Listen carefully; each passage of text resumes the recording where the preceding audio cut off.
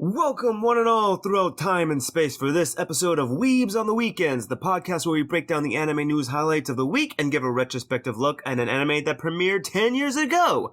Today's episode, we will cover our personal top 5 winter 2022 anime, after which we will give our thoughts on whether to resurrect or rebury the 2012 anime franchise Kamisama Kiss. My name is Sam Martinez. I'm a part-time weeb, full-time automail mechanic, and with me, as always, is Jay Johnson, our part-time weeb, full-time English language sensei.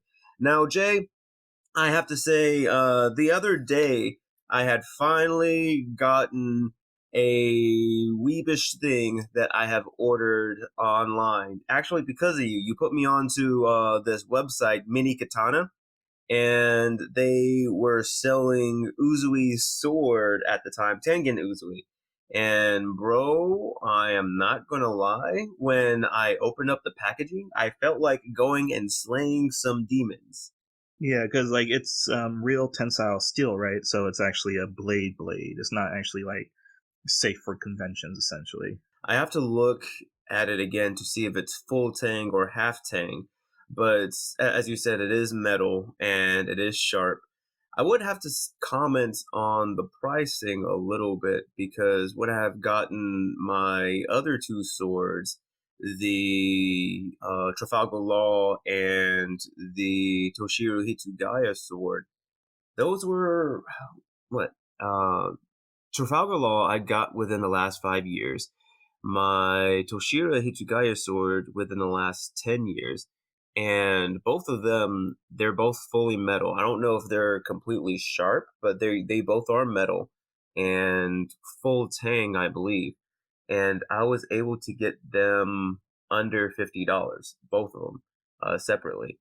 Whereas with this one, the price was like 135, 140, and it's a pretty big jump, like within those last few years, and it's just interesting. I feel like when it was getting closer to the pandemic, everything was starting to go up in price, and now I can't find anything that's metal under 100. So I just felt like that was just an odd observation.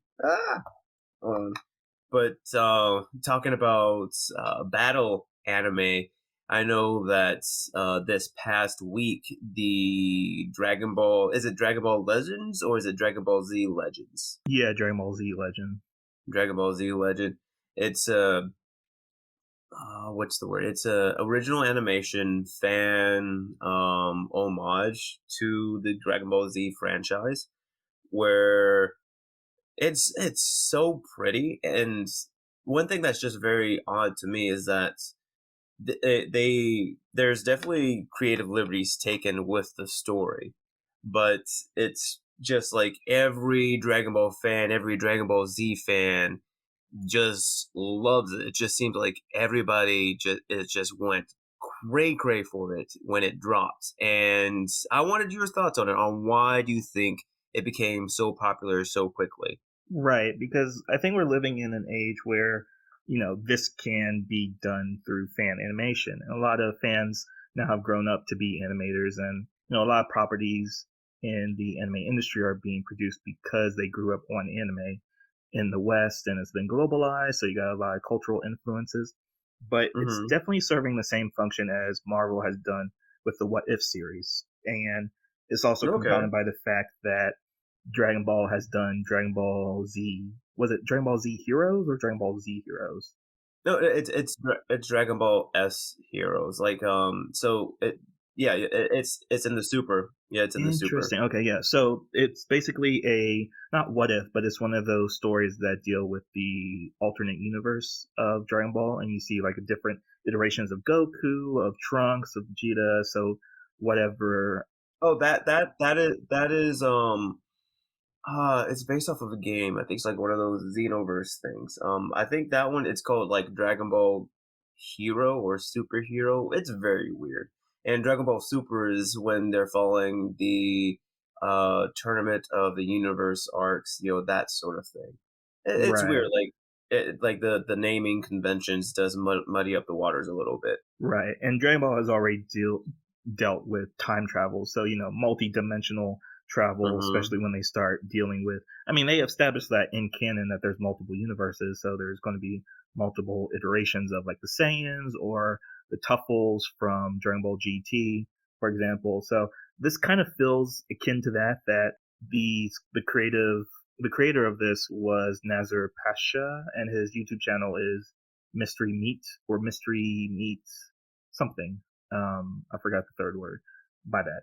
But yeah, it's filling in what fans love doing. They love writing fan fiction. They love doing Mm-hmm. fan dubs, and it is a story that takes the core of Goku and Chi Chi meeting again at the end of Dragon Ball, where they're like grown up, and it leads into Dragon Ball Z, where they have a kid. But it Mm-hmm. introduces one Brawly to the like introduces Brawly earlier in the story, and also introduces Vegeta as somewhat of a more No, mature he version, not mass yeah. murderer. So it's kind of feels akin to how if Frieza never existed in this universe, how things might have gone because we've seen Raditz and Nappa still alive, essentially, even though it would be happening later in Dragon Ball Z. But yeah, it's like smooth animation. It took the dude and his creative team 4 years to do, so it's like all Oh, made out of really? love. It took 4 years? That's crazy. And it's only what 20? I don't think it's even 20 minutes. Maybe 15 minutes long. I believe it's a very short. It's very short. I'm thinking like and as you said, it must have been a passion project because you said him and his team.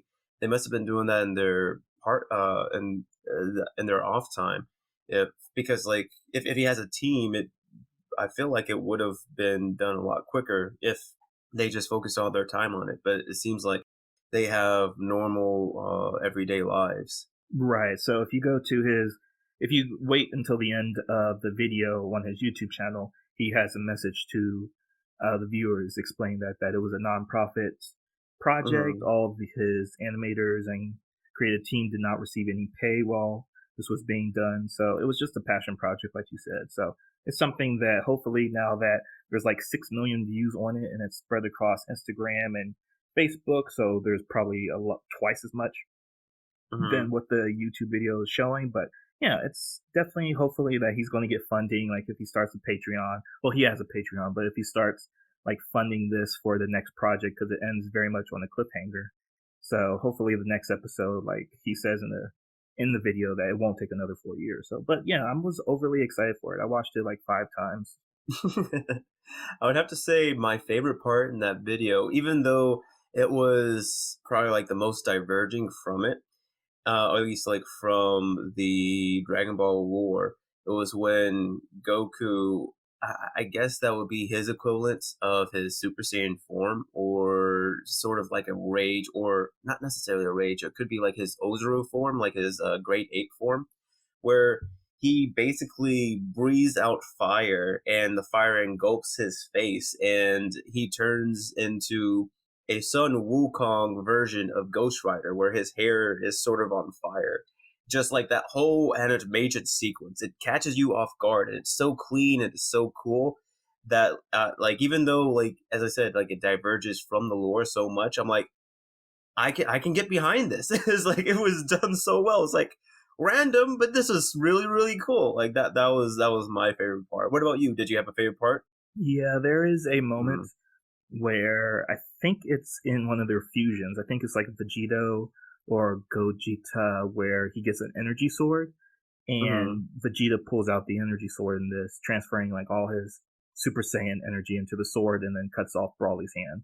I was like, okay, that's exactly what's definitely adult Dragon Ball Z fans want to see is like the gore that potentially goes along with the property. Mm-hmm.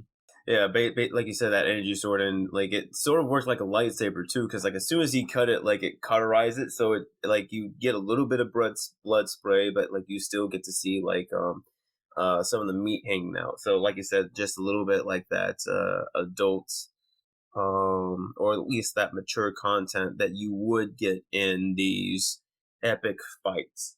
And I can't wait to see the next episode. Really, I think I'm gonna try to follow him a little bit more.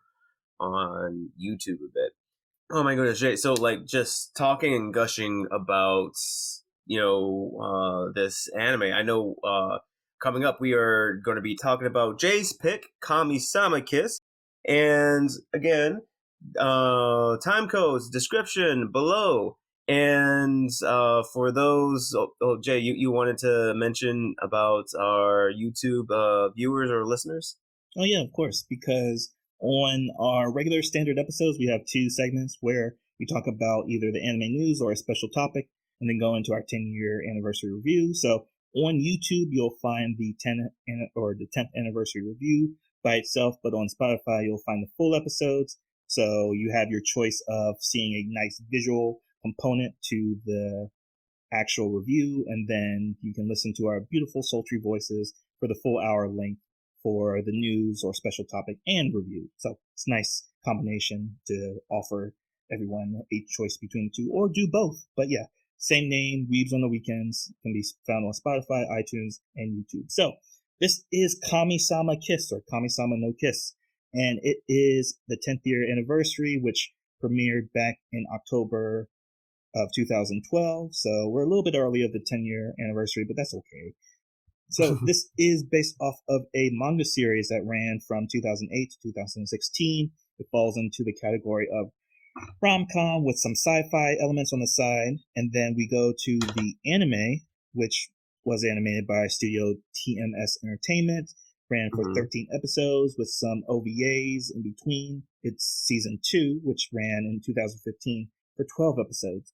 And the premise of it is Nanami, who is a normal high school student, is marked as the new land god or earth god, depends on the kanji.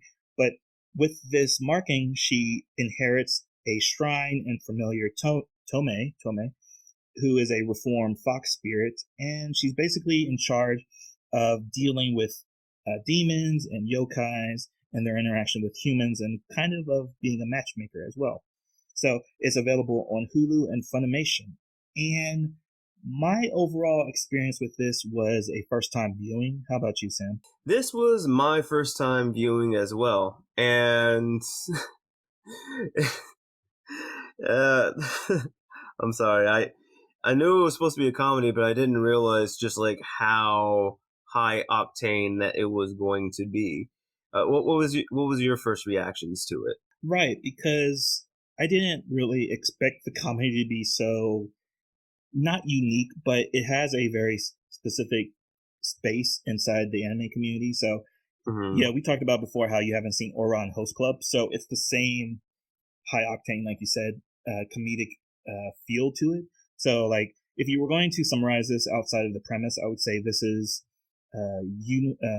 Inuyasha plus Natsumi's Books of Friends, where we talked about Natsumi's Books of Friends before in a previous episode, but Inuyasha is the whole dynamic of being in the demon world with a conjunction with the human world, priestess, main female lead with a demon dog kind of servant.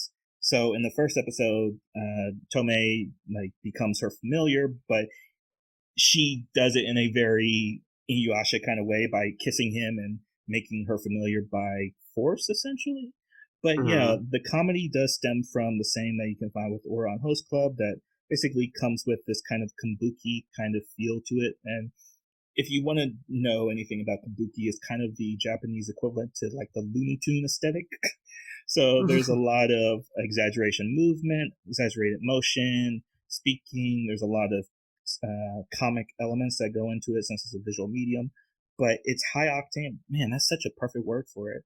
Is that you feel that high energy coming from how the characters speak and their interactions and the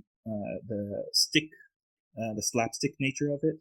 But in our 3 episodes rulings, we don't watch the full season, of course, because, as experienced anime viewers, the first 3 episodes is written to make sure that it entices the viewer, to make sure that it's worth your time. So, give it an hour, see how you feel about it. But with 3 episode tests, was there anything that really stood out to you, Sam, about it? Was it a pass or fail for you? I would say it was definitely a pass in the sense that it really did a good job showing you what it was going to do. Even though like the episodes were 20 to 30 minutes, you felt as though you were given a lot of content, a lot of story building, in the sense that you got a sense for how she was in her predicament, why she ended up moving to the shrine, how she became the new land god, how and what are entailed with her responsibilities. And you also get to see that she's still in high school, so she's going to have to balance that high school life and what dangers that she has now being a land god, going out there in the regular world, and that she has to have precautions in place to for her own safety. And I, even though like this, I guess it's not necessarily a harem, but with it being like a romantic comedy, you can see that as the story progresses, that she's going to have more suitors or more potential romantic partners, and some for good, some for ill, and how she's going to have to essentially sort through them in this wild ride. So I would say, yeah, it passes, and I'm not gonna lie. As I had talked to you outside of the podcast, I have been looking for a comedy that you don't really have to think about. And I was contemplating continuing the show just so I could have a comedy in the background as white noise. So it's just a testament to how good the comedy is written in this show. Right, because Mhm. again, if you look to like the shoujo scene, this is kind of like the humor aesthetic of a lot of mangas. So when you get it translated into the visual media of anime, you have like moments of like speech bubbles coming out, a lot of Mhm. on-screen visualization, like we call that like the Gorlagon kind of studio trigger kind of impressionism, where Mhm. like the kanji comes onto screen. Yeah, there are like a lot of noticeable comedic elements that translate from other shojos that you're familiar with. Like again, it's not a complete genre that I'm so familiar with, but Oran Host Club is kind of the one that sits very like concrete in my mind. So there are like the speech bubbles, manifestation of like onomatopoeias.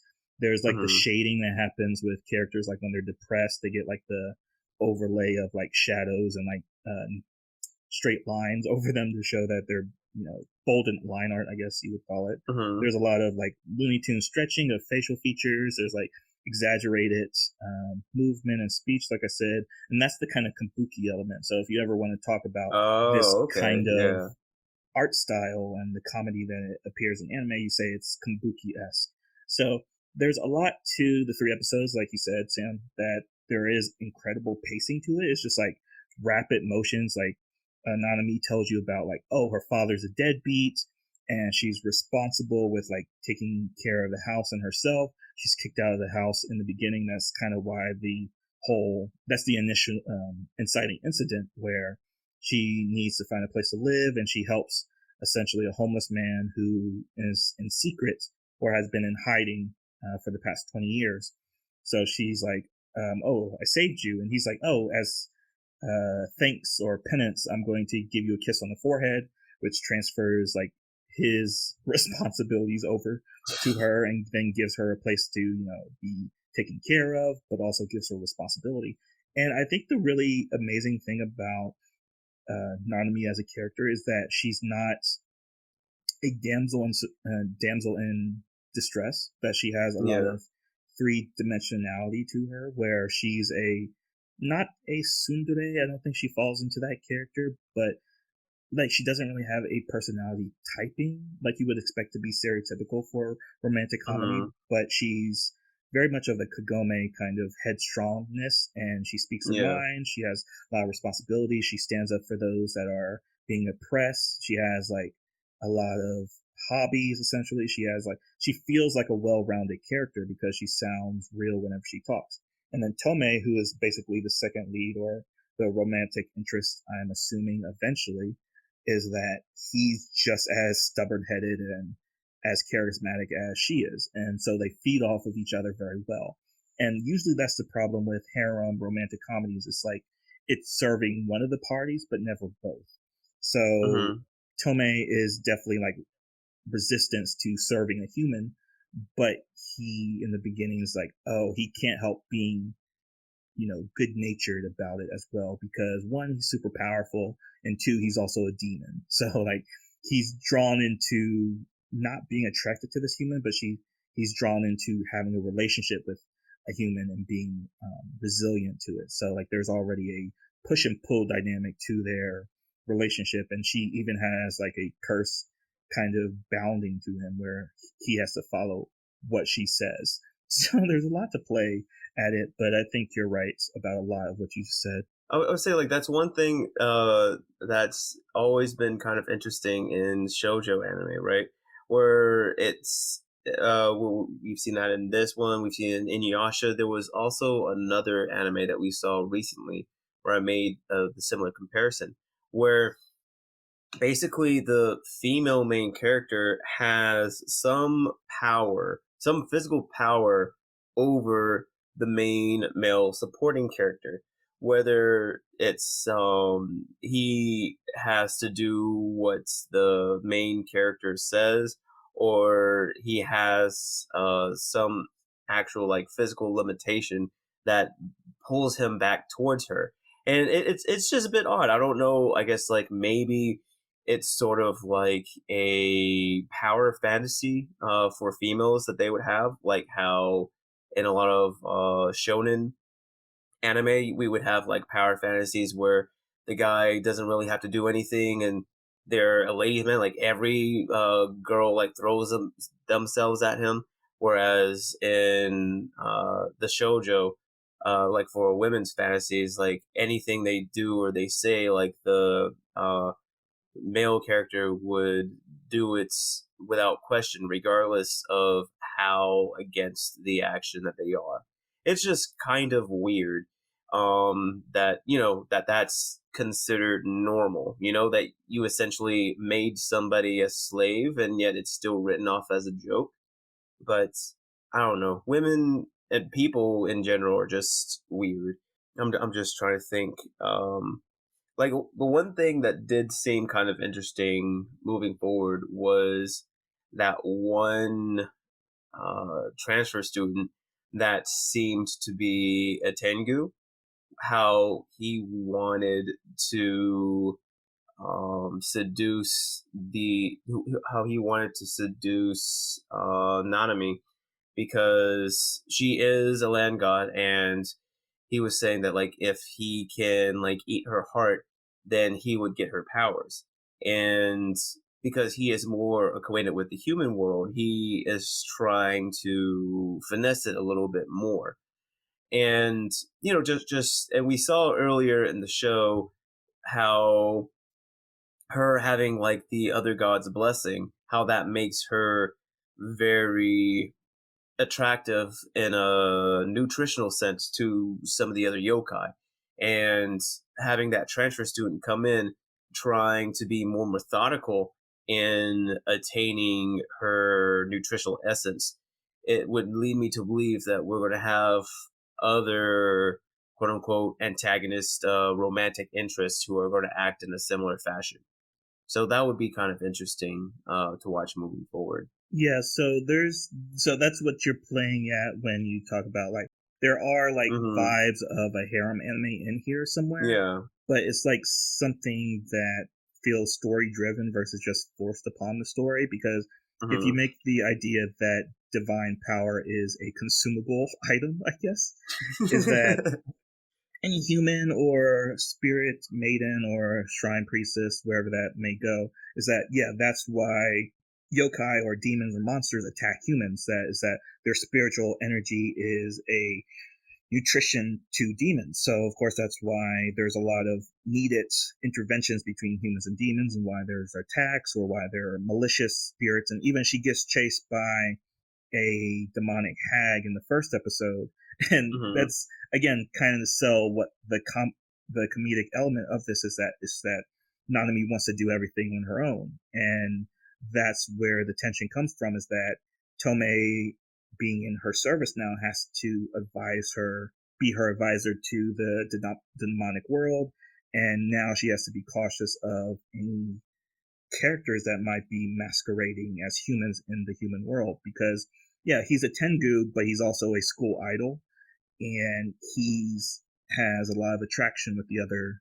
He has like a school idol's attraction because he's a very Yeah. pompous jerk that she was, she had an affection for at the beginning as a fan, but when he revealed his true character, then she became immediately disinterested, and that again sells the idea that she has her own personality, wants, and opinions about people. So again, it's like a lot of that is derived from a good character study, and it just doesn't feel forced upon the main character to be, oh, gather all the boys or gather all the girls, catch them all. So yeah, the three Yeah. episode ruling that we do is basically saying that what is the initial setup to the story, and does it engage the audience in a way that makes you want to go past it? And in the third episode, you get basically a example of, so the first episode sets up the premise, which is very fast paced or high octane.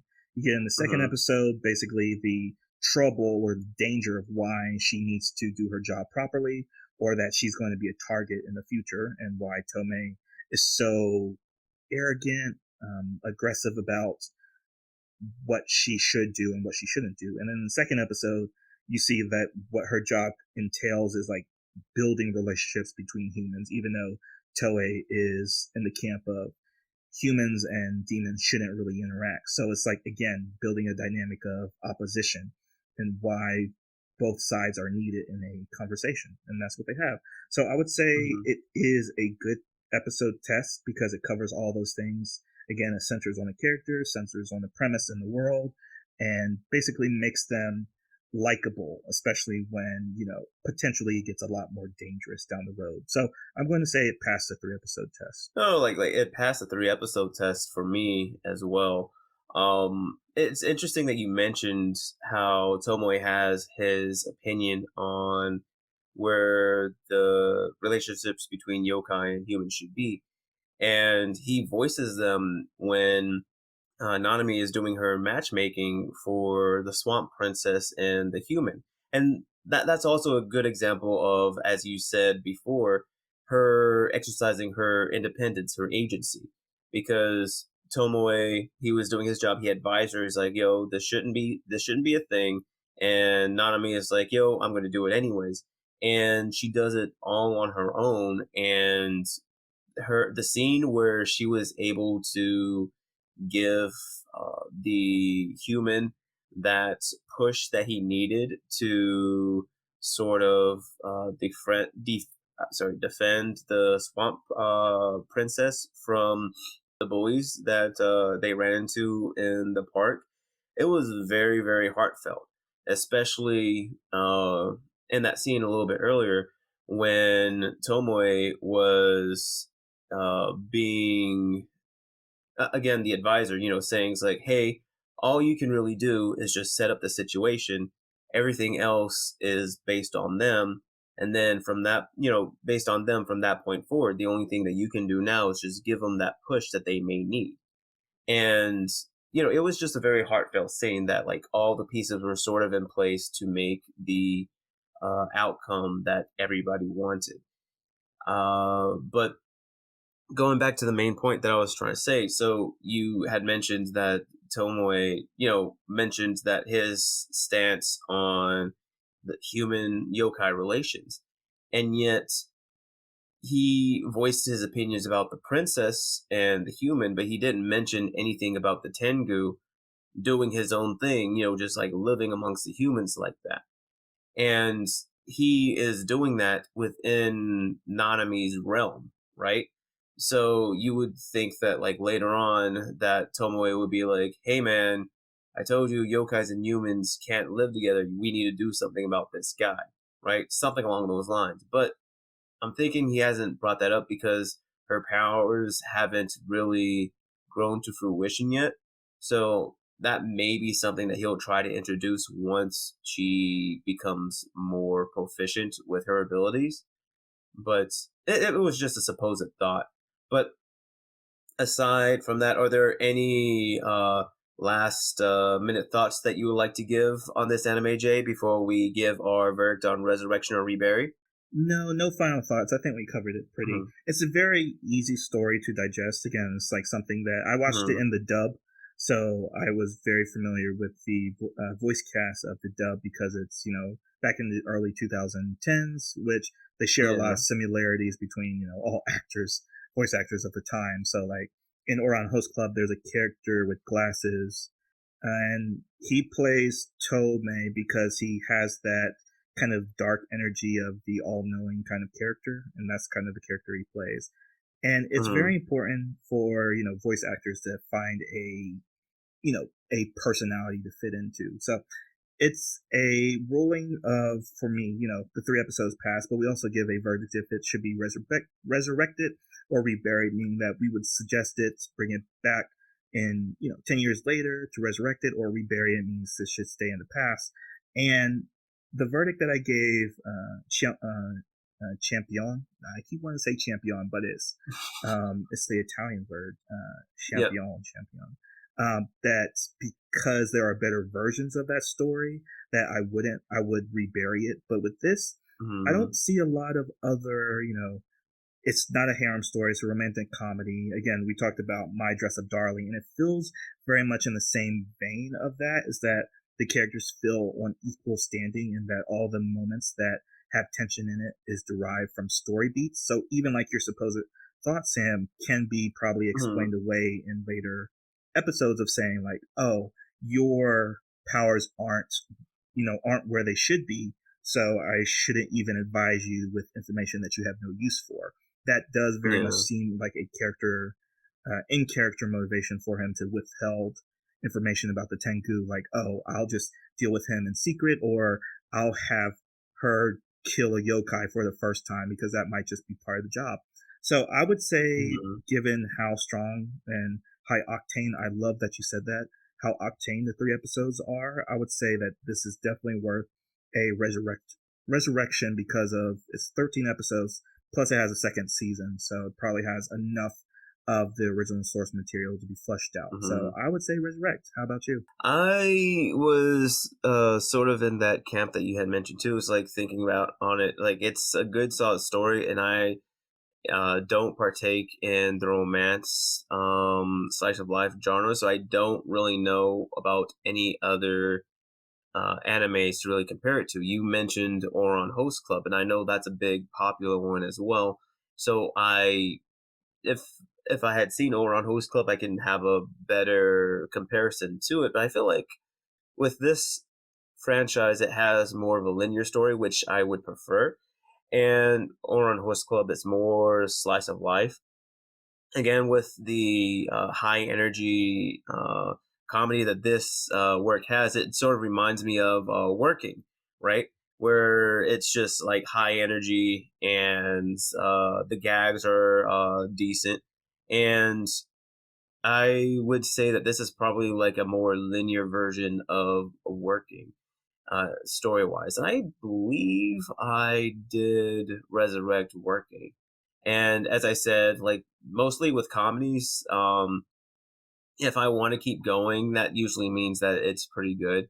I would say I would probably just be a little worried that it may look its age a little bit, but still the story and the English dub, because I watched it on the dub as well. It still works. We're not getting Godzilla movie theater, so even though it may look older aesthetically, everything else about it is still fairly up to date. So I would say Resurrect as well. All right, wonderful. So two resurrects, yeah, and yeah, specifically that it looks aged because they're going for a very late '90s aesthetic. So it is a Hmm. 2012 property, but it is drawn or animated in a way that it calls back to the '90s. So it is like, if you're looking at it through modern sensibilities or aesthetics, it feels aged Hmm. without actually being aged. So yeah, that's a lot of things you have to be careful of, because we talk about that a bunch after visiting a property after 10 years. It's like, yeah, decade by decade, the aesthetic of animation changes, especially with the techniques that are being developed. So yeah, it looks old without being old, if that makes sense. Yeah. So yeah, it's definitely a case of that here. But yeah, but we'll see more about that probably next time. But yeah, what is the next anime that we have? Exactly. So, as Jay said, we both gave a resounding resurrect on Kamisama Kiss. And the next episode, we will be reviewing the East Blue episode for One Piece. And afterwards, we will be going over the franchise known as Batum. Yeah, because I'm just so excited to talk. I'm so excited to talk to Jackson about. Jackson is a returning special guest from what was his original episode that he did with us? Did he It do Steins was Gate? Steins Gate. It was Right. Steins Gate. Yeah, yes. And he's a big One Piece fan, same as you. And maybe me, baby. Wink, wink. But yeah. We might have converted you. Maybe. But yeah, I'm very excited to talk to Jackson about that. So yeah, so next episode is One Piece and then following Batum, which I think, again, is my choice. So yeah, I'm looking forward to these next 2 episodes.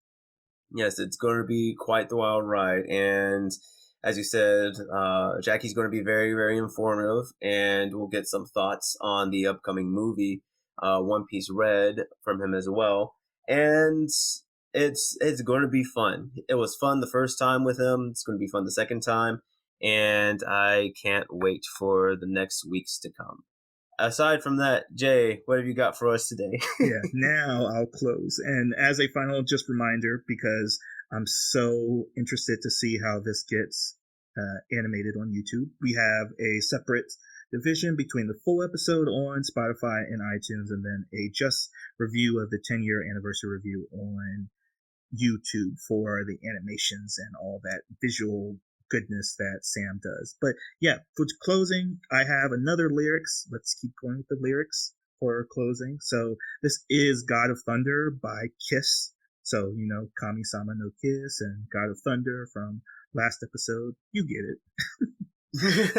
All right, so it goes. I'm the Lord of the Wastelands, a modern day man of steel. I gather darkness to please me and command you to kneel before the God of thunder and rock and roll. The spell you're under, I'll slowly rob you of your virgin soul.